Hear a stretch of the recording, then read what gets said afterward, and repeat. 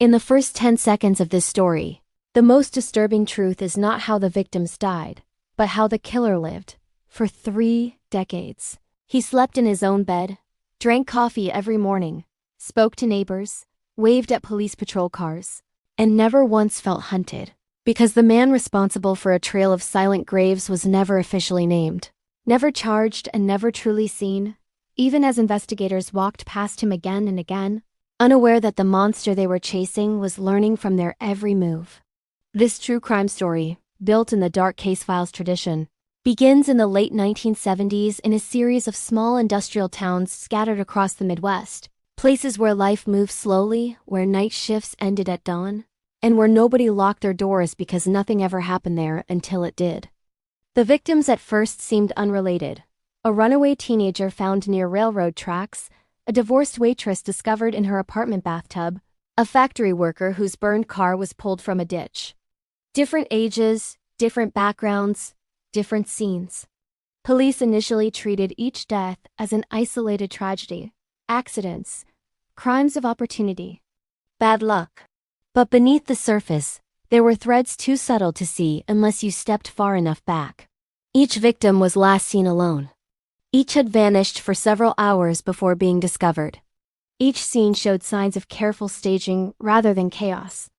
And in each case, investigators noted something strange but dismissed it as coincidence: the absence of defensive wounds, the calmness of the bodies, the feeling that the victims had gone willingly with someone they did not fear.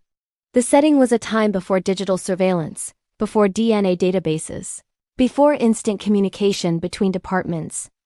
Local police forces were understaffed and overworked.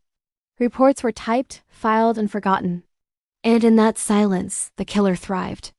According to the fragments later pieced together, he was methodical, patient, and adaptable. He learned from every encounter. When a body left too many questions, he changed locations.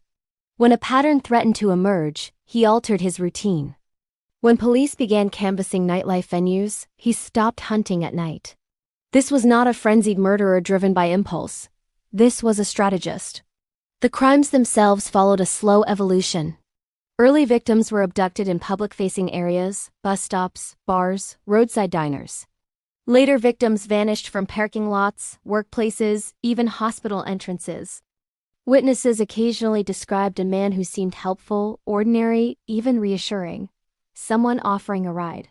Someone saying he worked nearby. Someone who knew exactly what to say in moments of vulnerability. In one case, a victim reportedly made a phone call hours before her disappearance, telling a friend she had met someone who felt safe. That friend would later struggle with guilt, replaying those words like a curse. Crime scenes revealed little. No fingerprints. No weapon left behind. No consistent cause of death. Some victims showed signs of strangulation, others poisoning, others blunt force trauma. This variability was intentional. By refusing to repeat himself, the killer denied investigators the one thing they needed most: a signature. And yet, buried in old case notes, there were whispers. An officer in 1983 wrote that a suspect interviewed in relation to a missing woman had an unsettling calm. Another report mentioned a man who had inserted himself into multiple investigations as a volunteer searcher. A third noted a series of anonymous tips that somehow always arrived too late, pointing police in the wrong direction. These details were never connected because no one was looking at them together. Jurisdictional boundaries turned killers invisible back then. Each department saw only its own dead. The murders continued through the 1980s, leaving behind families suspended in permanent uncertainty. Parents slept with bedroom lights on long after children were gone. Towns changed. Curfews appeared. Trust eroded. But still, no arrest. The killer adapted again. By the early 1990s, the deaths became rarer but more precise. Victims were people on the margins, undocumented workers, hitchhikers, people whose absence would not generate immediate alarms. This was not random cruelty. It was calculated erasure. The investigation, such as it was, lurched forward in fits and starts. A task force was assembled and disbanded. Profiles were written, revised, and discarded. One profiler suggested the killer lived alone.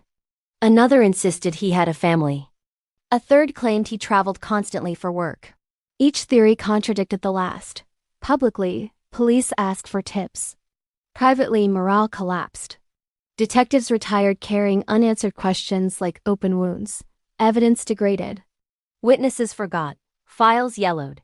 And all the while, the killer aged alongside the investigation, growing more confident, more invisible. The closest brush with justice came in the late 1990s, when advances in forensic science allowed investigators to re-examine biological material from a decades-old case. A partial DNA profile was extracted. It did not match anyone in state records. It did not match anyone in federal databases. The result was both hope and despair. Hope, because science had given the case a voice. Despair, because the voice had no name. The media briefly revived interest. Headlines spoke of a phantom, a ghost killer, a man who could not be caught. And then attention moved on, as it always does. In the shadows, the killer adjusted yet again. There were long gaps between crimes now. Some years, none at all. Investigators debated whether he was dead, imprisoned for another offense, or simply too old to continue. Then, suddenly, another victim appeared, proving the worst fear true. He had never stopped, only waited. This final known crime echoed the earliest ones, as if the killer were closing a circle. Same type of location. Same quiet disappearance. Same controlled aftermath. It was as if he wanted to remind the world that he was still there. That he had always been there. The renewed investigation brought together retired detectives and younger analysts raised on data, patterns, and behavioral science. For the first time, someone laid all the files out on one table. Maps were drawn. Timelines overlapped. And a shape began to form, not of a man but of a life. Employment records suggested access to vehicles and flexible hours. Witness statements hinted at a local presence rather than a drifter. Volunteer lists showed a recurring name. Background checks revealed minor offenses. Nothing violent, nothing alarming. Just enough contact with law enforcement to understand how it worked. Too late. The suspect, when finally identified, had died years earlier of natural causes, leaving behind no confession, no explanation, no reckoning. There would be no arrest photo. No courtroom testimony.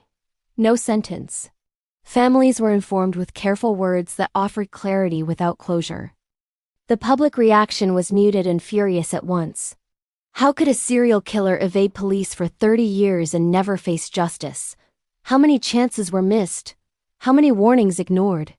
This true crime story does not end with certainty. It ends with silence and questions that cannot be answered. Were there more victims than anyone knows? Did he truly stop, or did time simply obscure the rest? Did he feel pride, fear, or nothing at all? The dark case files remind us that evil does not always announce itself with noise and blood. Sometimes it whispers. Sometimes it waits. And sometimes it wins by patience alone. As the screen fades to black, one question remains for you, the viewer. If a serial killer can hide in plain sight for 3 decades, how well do we really know the people around us? This is Dark Case Files, where every true crime and every leaves a shadow behind. If stories like this matter to you, if you believe forgotten victims deserve to be remembered, make sure to subscribe because the darkest cases are still waiting to be told.